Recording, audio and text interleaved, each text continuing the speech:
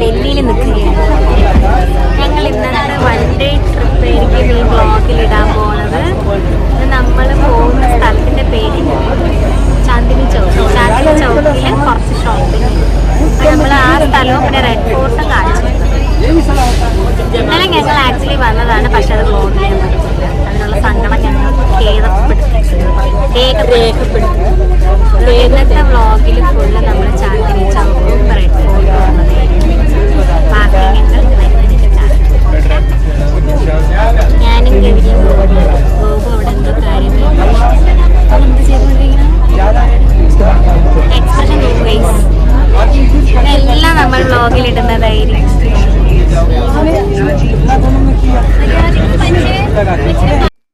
നമ്മൾ 2 ദിവസമായിരുന്നു ഡൽഹിയിൽ ഉണ്ടായിരുന്നത്. ആദ്യത്തെ ദിവസം നമ്മൾ കുത്തബ് മിനാർ പോയി, രണ്ടാമത്തെ ദിവസം റെഡ് ഫോർട്ടും കുറച്ച് ഷോപ്പിംഗ് ഒക്കെ ആയിട്ട് പ്ലാൻ ചെയ്തിരുന്നത്.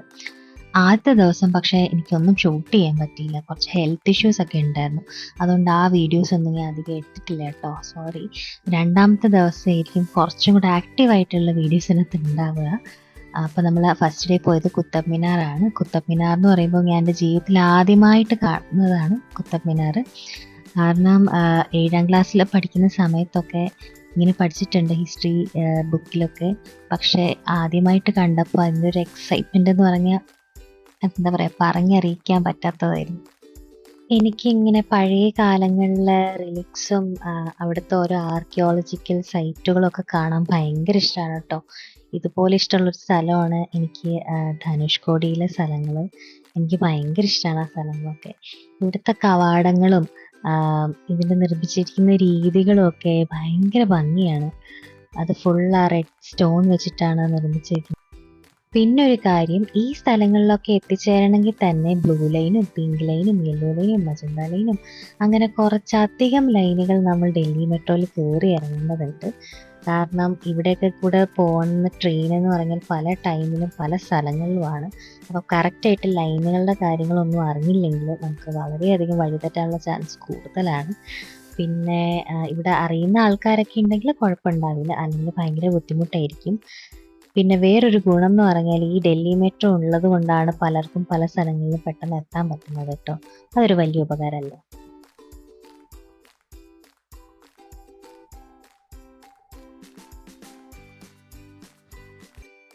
അങ്ങനെ സെക്കൻഡ് ഡേ നമ്മൾ ട്രെയിൻ പിടിച്ചിട്ട് നമ്മൾ ഇനി ജമാ മസ്ജിദും റെഡ് ഫോർട്ടും ഒക്കെ കാണാൻ പോവുകയാണ്. അപ്പോൾ അതിൻ്റെ തിരക്കുകളും കാര്യങ്ങളും ഒക്കെ ട്രെയിനിലുണ്ട്. കാരണം ഇതൊരു സൺഡേ ആണ്. സൺഡേ ഭയങ്കര തിരക്കായിരുന്നു, അല്ലെങ്കിൽ തന്നെ തിരക്കാണ്, എന്നാലും കുറച്ചും കൂടെ തിരക്കാണ് സൺഡേ.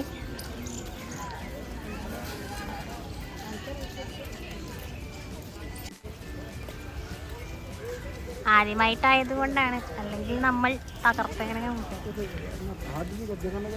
അറിയാത്ത പണികൾ പഠിക്കുമ്പോൾ. എൻ്റെ തലയിലൊരു വലിയ തുള്ളി വന്ന് വീണു. റെഡ് ഫോർട്ടിൻ്റെ എൻട്രൻസ് എനിക്ക് അങ്ങനെ എടുക്കാൻ പറ്റിയില്ല കേട്ടോ, കാരണം ഭയങ്കര മഴയായിരുന്നു. ഫോണൊക്കെ ഞാൻ പോക്കറ്റിൽ തന്നെ വെച്ചിരിക്കുകയായിരുന്നു. ഞാൻ ഫോണിലാട്ടോ ഷൂട്ട് ചെയ്യുക. അപ്പോൾ അതുകൊണ്ട് ഭയങ്കര പ്രയാസമായിരുന്നു. അതായത് അകത്ത് കയറിയിട്ടുള്ള വിഷ്വൽസൊക്കെയാണ് കാണുന്നത് കേട്ടോ. ഭയങ്കര മഴയായിരുന്നു, നല്ല തിരക്കുണ്ട്. മഴയുടെ ഒരു ചാൻസും അവിടെ എവിടെയും ആൾക്കാരിൽ റെസിസ്റ്റ് ചെയ്തിട്ടില്ലായിരുന്നു. കാരണം എല്ലാവരും ആ നാട്ടിലുള്ളവർ അവിടെ വന്നിട്ടുണ്ടായിരുന്നു. സൺഡേ കൂടെ അല്ലേ, ഫാമിലിയായിട്ടൊക്കെ ഔട്ടിങ് നടത്താൻ പറ്റിയ ഒരു സ്ഥലവും ലൊക്കേഷനും ഒക്കെയാണ്. പിന്നെ ഫുഡ് ഔട്ട്ലെറ്റ്സും ക്യാൻറ്റീനും ഒക്കെ. അങ്ങനെ നമ്മൾ കുറച്ച് ഫോട്ടോ ഒക്കെ എടുത്തു. നമ്മൾ എവിടെയാണ് ഗോപു? നമ്മളിപ്പോൾ റെഡ് ഫോർട്ടിൻ്റെ ഉള്ളിലാണ്. റെഡ് ഫോർട്ട് എന്താ സ്ഥലം? ചെങ്കോട്ട, ലാൽ കില അഥവാ ചെങ്കോട്ട എന്ന് പറയുന്നത് ഇതാണ്. ഇതിനെ തകർക്കും നമ്മൾ മഴയും വെയിലും താണ്ടി, കുറച്ചധികം മഴയും ചെളിവെള്ളവും സുവേജ് വാട്ടറും താണ്ടിയാണ് നമ്മളിവിടെ എത്തിയത്. അതിൻ്റെ കമ്പനി കൊള്ളായില്ലേ? എവിടെ കമ്പനി?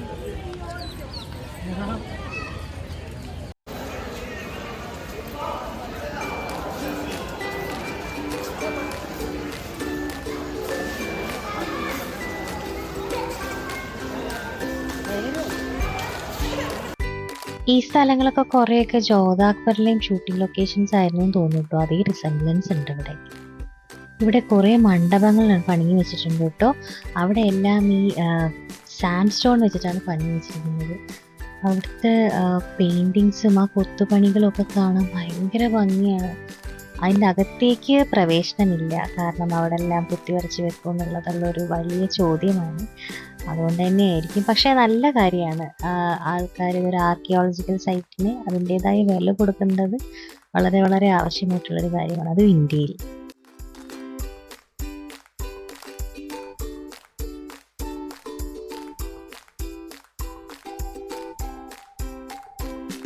അവിടെ നമ്മൾ നേരെ ജമാ മസ്ജിദിലേക്കാണ് പോയത്. പിന്നെ പെട്ടെന്ന് തന്നെ തിരിച്ചു വിട്ടോ അവിടെ നിന്ന്. എൻ്റെ എല്ലാ വീഡിയോയിലും ഗോപു തിരിഞ്ഞു നോക്കുന്നതാണ്. തിരിഞ്ഞു നോക്കി എന്തെങ്കിലും കോക്കി കാര്യം. നമ്മൾ എങ്ങോട്ടാ ഫുഡിലേക്ക് പോകുന്നത്? നമ്മൾ സാഗർ രത്നല്ലോ CP ശരണവൻ്റെ അടുത്താണ് സാഗർ രത്ന. അതുകൊണ്ടാണ് നമ്മൾ സാഗർ രത്ന സ്റ്റാർട്ട് ചെയ്ത് പറഞ്ഞത്. അല്ലാതെ ഞങ്ങൾക്ക് സാഗർ രത്ന അറിയാം.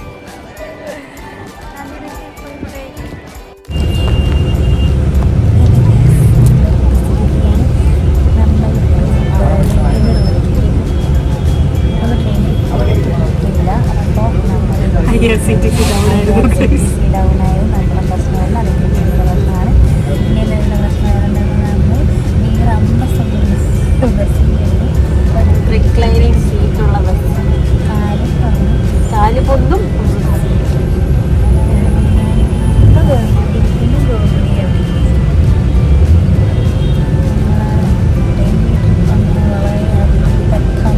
സക്സസ്ഫുൾ ആയിരുന്നു. വളരെയധികം കുറച്ചധികം പ്രതിബന്ധങ്ങളെ നേരിട്ടു, തരണം ചെയ്തു. മഴയിടത്ത് വേറൊന്നുമല്ല, ഈ യാത്ര ഒരു പോയിന്റിൽ പോലും മന്ദീഭവിച്ചു. അങ്ങനെ ഷോപ്പിംഗ് ഒന്നും ചെയ്തില്ല. അപ്പോൾ നമുക്ക് സ്ഥലത്ത് കാണുന്നത് കുട്ടനാട് പോയി, റെഡ് ഫോർട്ടിൽ പോയി, ജമാ മസ്ജിദ്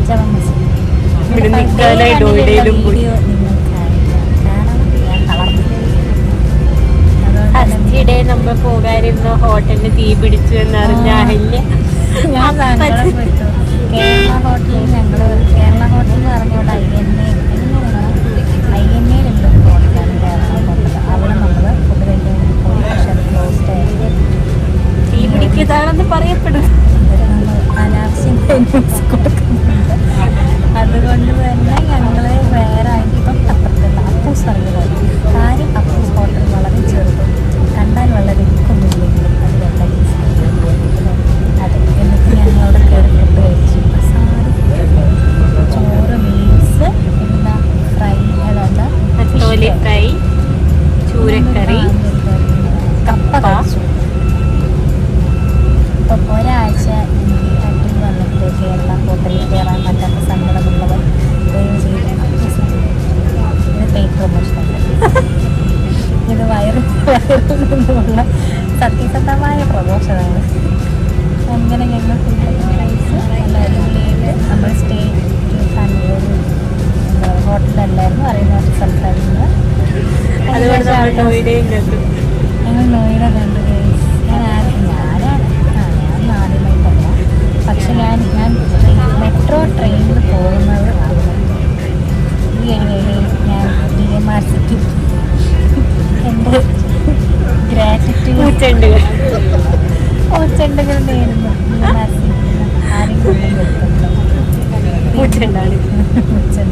ഷോപ്പിംഗ് ഞങ്ങൾ ഒരുപാട് ചെയ്തില്ല, കുറച്ച് ഷോപ്പ് ചെയ്തു. പക്ഷെ ഷോപ്പ് ചെയ്ത കാര്യങ്ങൾ വേണമെങ്കിൽ ഞാൻ കൊടുക്കണോ? വേറെ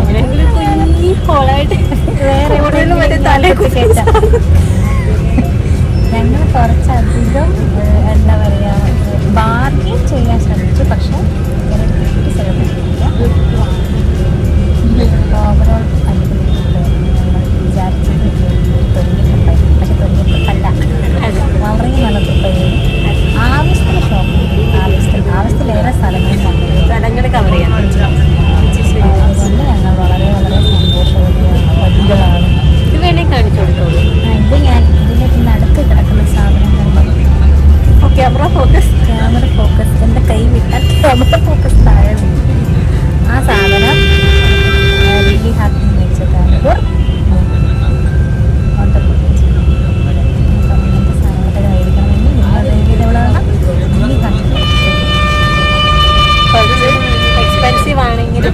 നല്ല സാധനങ്ങളാണ്. പിന്നെ ജമാ മസ്ജിദിൽ പോയിട്ട് ബസാറിൽ പോയി. അയ്യോ, അത് ബസാറാണോ അത് വേറെ എന്തെങ്കിലും അധോലോകമാണോ എന്ന് നമ്മൾ വിചാരിക്കും. നരകത്തിന്റെ ഏതൊരു ലെവലായിരുന്നു.